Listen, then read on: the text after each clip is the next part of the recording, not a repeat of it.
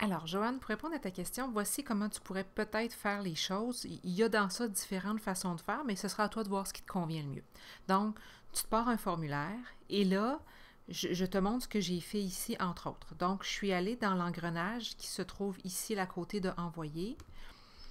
Quand j'ai activé mon engrenage, j'ai différentes possibilités qui s'offrent à moi. Je peux faire limiter à une seule réponse, donc la personne doit s'enregistrer avec son compte Google obligatoire, puis elle ne pourra pas me répondre 2-3 fois parce que là, la même adresse courriel serait utilisée. Ça va-tu? Je pourrais ne pas collecter les adresses email, mais quand même limiter à une seule réponse. Le jeune va falloir quand même qu'il m'inscrive son adresse.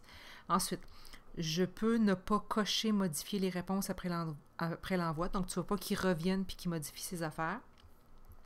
Dans présentation ici, je vais sélectionner trier les questions en mode aléatoire pour pas qu'elles soient présentées dans le même ordre pour tout le monde. Je peux aussi décider si à la fin, quand il va m'avoir envoyé ses réponses, je veux qu'il y ait un petit message, là, un petit pop-up qui lui apparaît, genre « Merci de m'avoir transmis tes réponses » ou un truc du genre. Je pourrais aussi mettre là, par exemple, dès que tu m'as transmis tes réponses, n'oublie pas de retourner dans notre rencontre Meet ou de retourner sur Classroom, tu as autre chose à faire puis il y a des consignes, donc tu pourrais lui dire ça là. Dans la section questionnaire, là ici, tu n'es pas obligé d'utiliser ça comme un questionnaire, mais tu pourrais. Donc, par exemple, ramasser une note. À ce moment-là, il va falloir que tu sélectionnes convertir en questionnaire.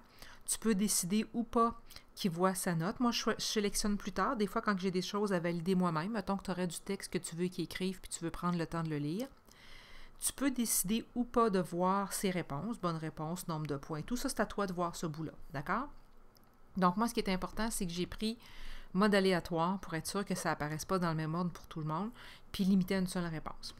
Tant que j'ai fait ça enregistrer, fait que là, j'aurai, mettons, le titre de mon formulaire, une petite description qu'ils ont à faire.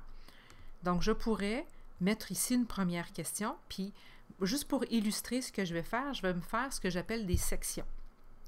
Ça va donc, par exemple, ici, ma première rubrique, je vais enlever la question qui est là, si tu permets, là, juste parce que je n'aurais pas, mettons, par exemple, besoin, ou je pourrais commencer par la même question pour tout le monde. Mettons, question 1. Ça va? Moi, je ne mettrai pas de numéro de question comme on en a parlé ce midi. J'écrirai directement ma question. Moi, je sais c'est laquelle, mais lui, le jeune, il ne voit pas le numéro. Je l'ai mis là juste pour toi. Donc, je me suis créé une rubrique. Je te rappelle, rubrique, c'est cette icône-là ici que je me crée. Et là, quand je suis dans ma rubrique, je ne suis pas obligée de mettre une section. Je pourrais, si par exemple tu parles de Picasso ou de mouvement de peinture ou d'histoire de l'art, je ne sais pas, c'est à toi de voir, d'accord? Je me crée une question, je fais le petit plus ici, puis juste pour bien t'illustrer que je suis dans la deuxième section, moi je vais écrire question 2A, ça peut être n'importe quoi, là, choix de réponse, réponse courte, paragraphe, c'est à toi de voir, d'accord? Donc celle-là c'est la 2A, j'en fais tout de suite une autre que je vais appeler 2B, j'en fais tout de suite une autre avec mon petit plus que je vais écrire 2C, fait que tu comprends que dans la section 2, j'ai 3 questions. Je vais aussi me faire une nouvelle rubrique. Je pourrais aussi, je te montre tout de suite, regarde, je retourne sur ma rubrique de la deuxième section. Ici, dans les 3 petits points, je pourrais dupliquer la section. Fait que ce qui se passe, si tu vois bien, ma première section, ma deuxième section, ma troisième section qui est identique à la précédente, mais je vais juste écrire 3A, 3B, 3C. Puis regarde ce que je vais faire. Je vais même ajouter une 3D. Tu te rappelles, j'avais une section 4. Dans ma section 4, je vais me créer par exemple une question 4A, une question 4B, puis une question 4C. Fait que là, tu vois, là, j'ai plein de questions dans plein de rubriques. C'est pour te montrer comment ça peut apparaître quand le jeune le voit. Bon, je m'en vais dans le petit œil qui est ici. Puis là, regarde, on commence par la première question qui est la même pour tout le monde. Une fois que le jeune a répondu, suivant. Il est dans la section 2. Vois-tu, cet élève-là voit 2B, 2A, 2C. Toi qui aurais reçu le formulaire, tu verrais peut-être 2A, 2C, 2B. Fait qu'ils n'apparaissent pas dans le même ordre. Suivant. Dans la section 3, apparaissent les questions dans l'ordre 3C, 3D, 3A, 3B. Cette fois-ci, mais un autre élève qui l'ouvrirait en même temps le fichier, lui, il ne les aurait pas dans le même ordre.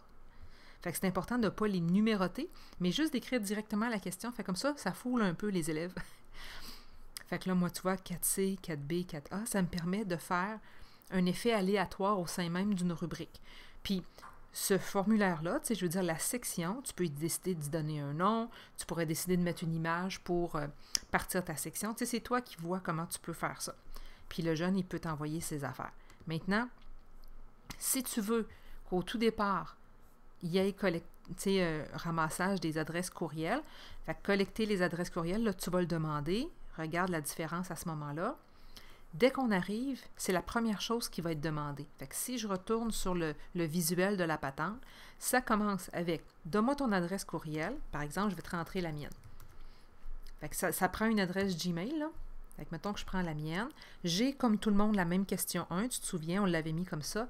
Mais dès que je fais suivant, là, c'est lui qui va me décider dans quel ordre il me présente les choses. Donc là, je vois 2A, 2C, 2B, 2A. Suivant. J'ai les 3, mais il aurait très bien pu décider de me mettre la section 4 en premier, tu comprends? Et ça continue comme ça. Puis là, à chaque fois, la disposition est différente. Fait que peut-être que c'est ce qui va t'aider. Remarque qu'il y a quand même la section ici « Retour » où le jeune peut retourner dans sa section « Me répondre », mais ça ne veut pas dire qu'il a nécessairement les mêmes questions dans le même ordre que le voisin. Là, ça te va-tu? Fait que ça sera à toi de voir, mais peut-être que ça pourrait être une solution pour toi. Si jamais ça ne répond pas à toutes tes questions, il y a peut-être d'autres façons de faire. Moi, ça en est une que je te proposerais. Je pense que ça peut être pas pire pour toi. Puis dans ta section, ici, tu vois que tu peux mettre un titre si tu veux. Tu pourrais aussi décider d'ajouter une image ou de mettre quelque chose, un lien, mettons, vers une vidéo que tu veux qu'il visionne pour répondre aux questions qui s'en viennent. Ça aussi, ça pourrait être une possibilité. En tout cas, essaye ça, puis